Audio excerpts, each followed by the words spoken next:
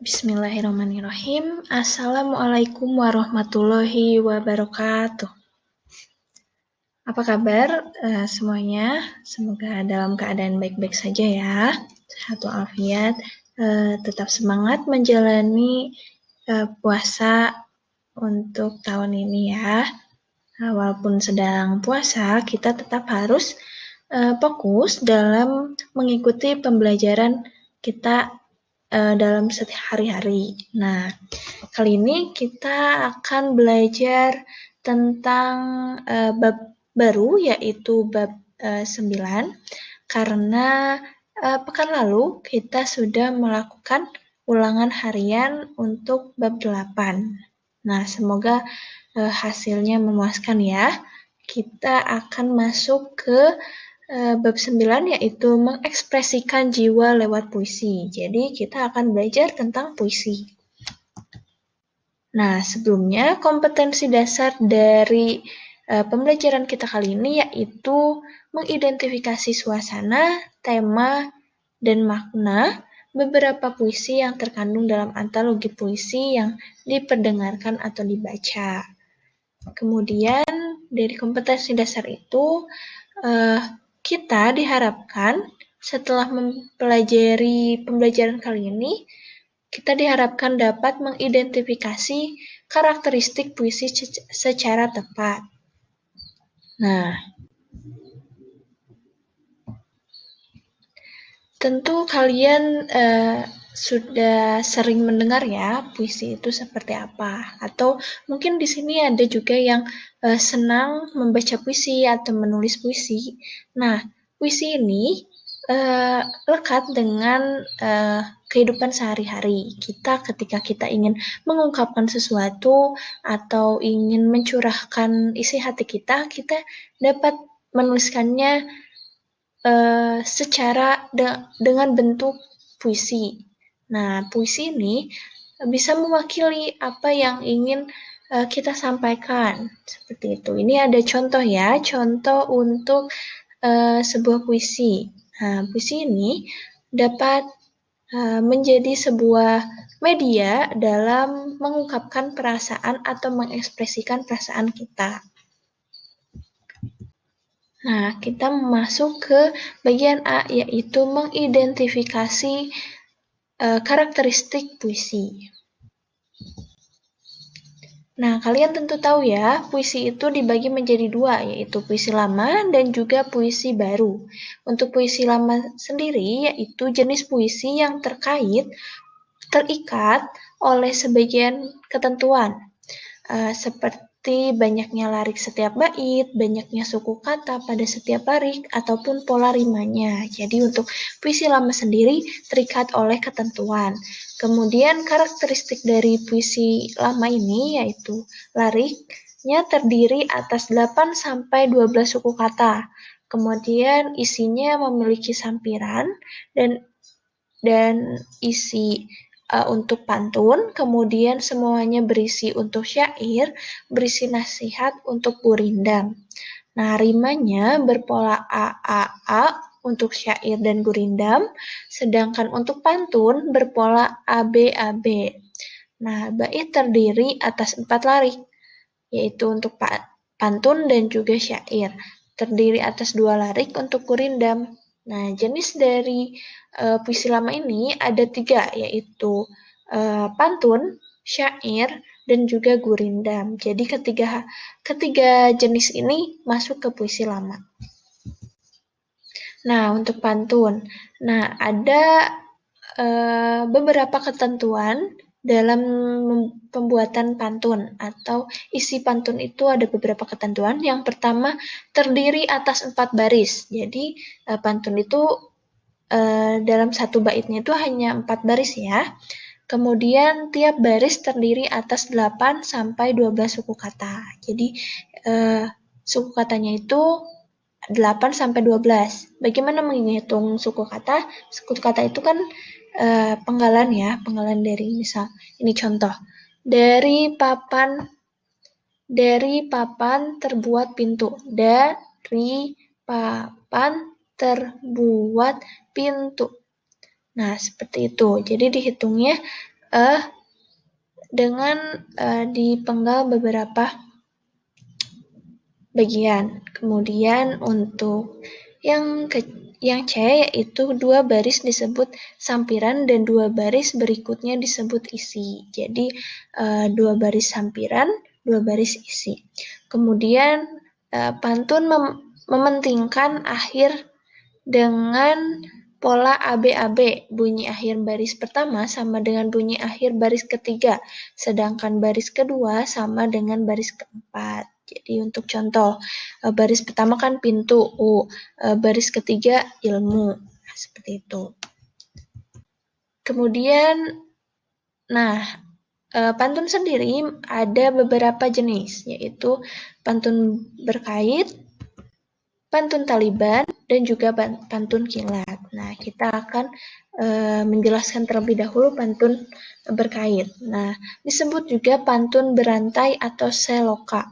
Pantun yang terdiri atas beberapa bait dan bait yang satu dengan bait yang lainnya sambung menyambung. Baris kedua dan keempat dari bait pertama dipakai kembali pada baris pertama dan ketiga pada bait kedua. Nah, jadi kalian bisa melihat contohnya ya. Di sini sudah ada. Kalian bisa pelajari. Nah, kemudian pantun taliban. Pantun yang susunannya terdiri atas 6, 8, atau 10 baris. Nah, pembagian baitnya sama dengan pantun biasa, yakni terdiri atas sampiran dan isi. 3 baris pertama merupakan sampiran, dan 3 baris berikutnya merupakan isi. Nah, itu jika satu baitnya 6 baris. Jika satu baitnya 8 baris, berarti 4 sampiran dan juga 4 isi. Nah, di sini juga sudah ada contohnya. Kemudian pantun kilat. Pantun yang terdiri atas 2 baris. Bukan dia baris ya, tapi 2 baris. Baris pertama merupakan sampiran dan baris kedua isinya. Ini seperti pantun-pantun biasa ya. Nah, kemudian tadi sudah pantun, sekarang syair. Puisi lama yang merupakan pengaruh kebudayaan Arab. Syair memiliki ciri-ciri sebagai berikut. Jadi syair ini asalnya dari Arab ya. Nah, pertama, terdiri atas 4 baris. Kemudian tiap baris terdiri atas 8 sampai 10 suku kata. Kemudian tidak memiliki sampiran, semuanya merupakan isi. Yang D yaitu berima akhir A. Kan tadi kalau pantun itu ABAB, kalau syair ini A. Jadi setiap akhir dari suku vokal akhir untuk setiap barisnya itu harus sama. Ini seperti yang di dalam contoh ya. Itu kan barisnya U seperti itu. Dan di dalamnya hanya isi, tidak ada sampiran. Kemudian gurindam. Gurindam memiliki ciri-ciri sebagai berikut. Yang pertama terdiri atas 2 baris. Kemudian baris pertama merupakan sebab, baris kedua merupakan jawaban atau dugaan. Kemudian terdiri atas 8 sampai 12 suku kata dan berima akhir A. Nah, tadi adalah pengertian dan beberapa jenis untuk puisi lama. Ini ada puisi baru. Pengertian dari puisi baru sendiri yaitu puisi adalah ragam sastra yang bahasanya terikat oleh irama, rima, serta penyusunan larik dan bait. Puisi baru tidak terikat oleh ketentuan banyak larik pada setiap bait, banyaknya suku kata, ataupun pola rimanya. Jadi, perbedaan antara puisi baru dan juga puisi lama ini dari ketentuannya, bahwa jika di puisi lama itu ada ketentuan-ketentuan baitnya harus berapa banyak, lariknya bagaimana, kemudian rimanya seperti apa. Sedangkan puisi baru itu tidak terikat ketentuan seperti itu. Nah, tetapi puisi baru sendiri memiliki karakteristik. Nah, puisi baru ini karakteristiknya yaitu puisi itu padat makna. Jadi, di dalam puisi tersebut harus banyak maknanya. Kemudian, puisi banyak menggunakan kata-kata konotasi, karena kata konotasi ini adalah kata-kata perumpamaan atau majas. Jadi di dalam puisi baru lebih banyak kata-kata konotasinya atau perumpamaan-perumpamaannya. Kemudian, puisi mengutamakan keindahan kata-kata. Selanjutnya, puisi disajikan dalam bentuk monolog. Jadi, biasanya puisi itu bentuknya monolog ya, bukan dialog. Kemudian puisi dibentuk dalam bait-bait atau baris-baris yang tidak selesai, bukan dalam bentuk paragraf. Nah, untuk karakteristik yang terakhir ini sebenarnya ada beberapa puisi yang menyimpang dari ketentuan tersebut. Jadi, puisinya bisa berbentuk paragraf. Nanti akan dijelaskan selanjutnya. Nah, macam-macamnya ada 3. Puisi ini macam-macamnya ada 3, yaitu naratif, puisi lirik, dan juga puisi deskriptif. Nah, ini untuk puisi naratif. Puisi yang berisi cerita yang di dalamnya terdapat tokoh dan kronologi peristiwa layaknya sebuah paragraf narasi. Bedanya, puisi naratif disampaikan dalam bentuk larik-larik atau bait, sedangkan paragraf narasi disampaikan dengan bentuk paragraf atau alinea. Jadi, puisi naratif ini menceritakan sesuatu. Nah, ada tokohnya, misal ada peristiwanya seperti apa, tetapi dibentuknya seperti puisi, yaitu berbait-bait. Nah, di dalam puisi naratif ini ada jenisnya. Jenis yang termasuk ke dalam puisi naratif ini ada 2, yaitu balada, yaitu puisi yang berisi cerita atau kisah. Kemudian romansa, jenis puisi cerita yang menggunakan bahasa romantik yang berisi perasaan cinta dan kasih. Jadi 2 jenis ini, balada dan romansa ini termasuk ke puisi naratif. Ada contoh untuk puisi naratif ya. Di sini ada puisi Matinya Sang Juara Tinju dari Sitor Situmorang. Nah, di sini bahkan judulnya sudah seperti cerita ya, bahwa matinya sang juara tinju. Bahkan ada tokohnya, yaitu sang juara tinju. Di dalamnya diceritakan bagaimana kehidupan sang juara tinju ini. Telah berlaku pula hukum dewata.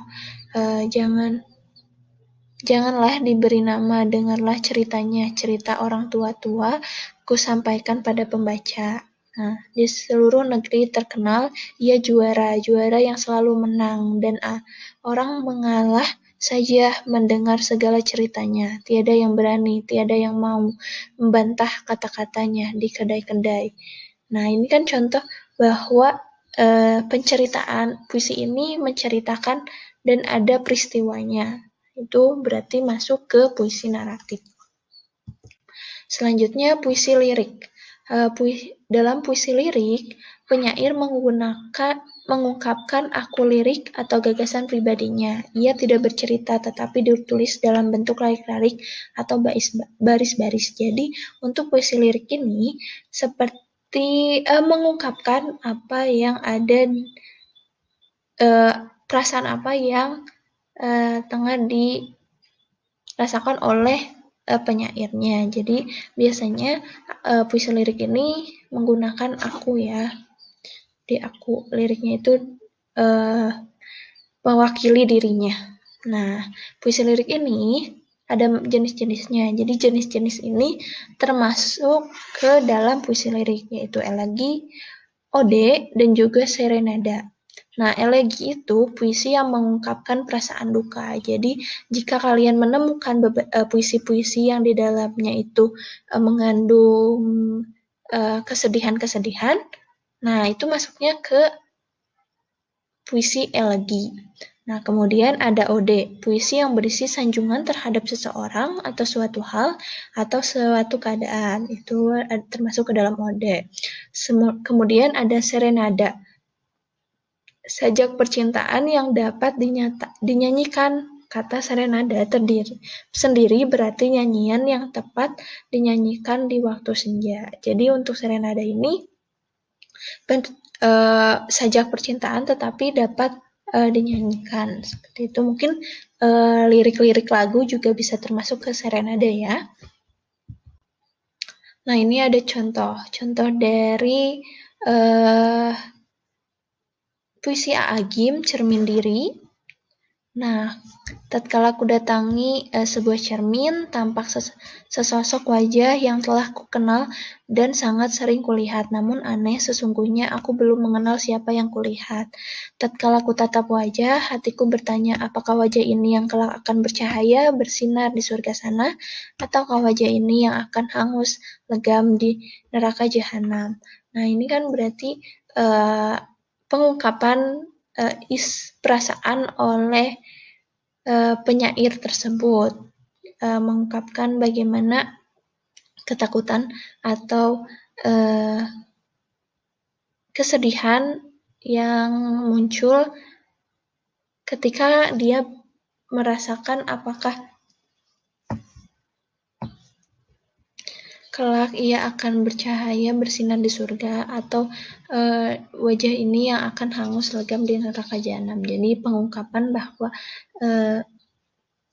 ia atau penulis dari puisi ini mengungkapkan ketakutan-ketakutannya seperti itu. Nah, selanjutnya ada puisi deskriptif.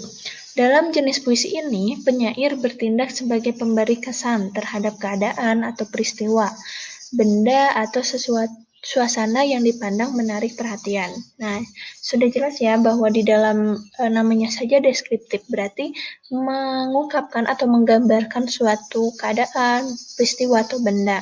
Nah, yang termasuk ke dalam puisi deskriptif ini yaitu puisi satir dan juga kritik sosial atau impresionistik.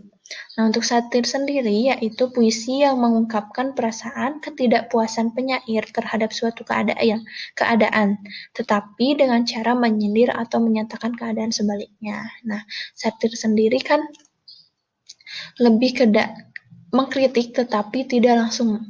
Ia menggunakan pengumpamaan dalam mengungkapkan kritik tersebut. Kemudian kritik sosial atau impresionistik, yaitu menyatakan ketidaksenangan penyair terhadap keadaan atau terhadap diri sendiri, tetapi dengan cara yang langsung. Jadi kan untuk satir tadi menyindir tapi menyatakan keadaan sebaliknya, sedangkan kritik itu langsung ya. Nah, ada contoh untuk puisi deskriptif. Ini yaitu puisi pertemuan mahasiswa dari W.S. Renda.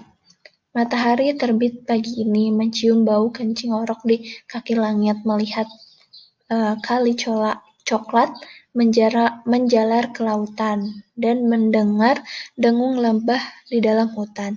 Lalu kini ia dua penggalang tingginya, dan ia menjadi saksi kita berkumpul di sini memeriksa keadaan. Kita bertanya, kenapa maksud baik tidak selalu berguna? Kenapa maksud baik dan maksud baik bisa berlaga? Orang berkata, kami ada maksud baik, dan kita bertanya maksud baik untuk siapa? Ini tentang bisa jadi puisi ini mempresentasikan ketika ada pertemuan mahasiswa yang sedang berdemo, seperti itu, mengkritik maksud baik seseorang ini untuk siapa, seperti itu. Ini termasuk ke dalam puisi deskriptif. Nah, puisi juga terdapat strukturnya, yaitu struktur batin dan juga struktur fisik.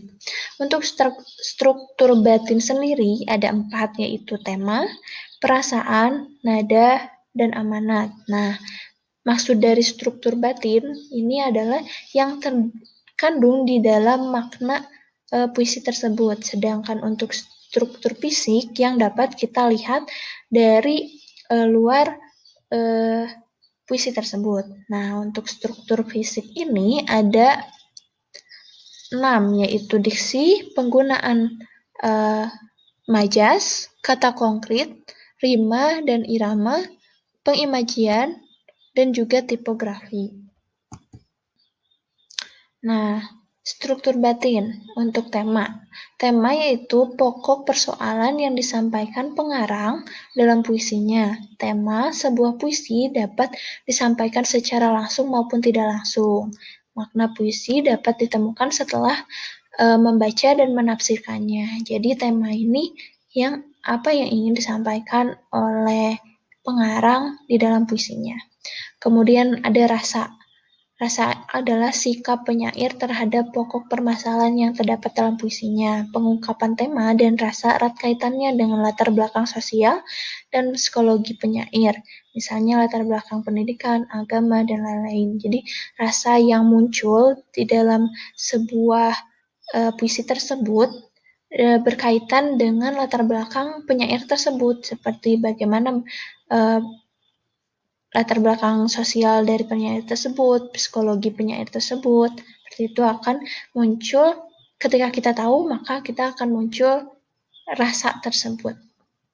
Kemudian nada. Nada ini sikap penyair terhadap pembacanya. Jadi ketika kita membaca suatu puisi, kita akan tahu bagaimana nada dari penyair tersebut. Apakah penyair itu menyampaikannya dengan nada menggurui, mendikte, atau dengan lembut, seperti itu. Kemudian amanat. Amanat ini pesan yang ingin disampaikan penyair kepada pembacanya. Selanjutnya struktur fisik. Yang pertama yaitu diksi. Diksi yaitu pemilihan kata yang dilakukan oleh penyair dalam puisinya. Karena puisi adalah bentuk karya sastra yang sedikit kata-kata dapat mengungkapkan banyak hal, maka kata-katanya harus dipilih secara cermat mungkin. Jadi diksi ini adalah pemilihan kata. Kan tadi sudah dijelaskan di awal bahwa puisi ini memilih kata-kata yang indah.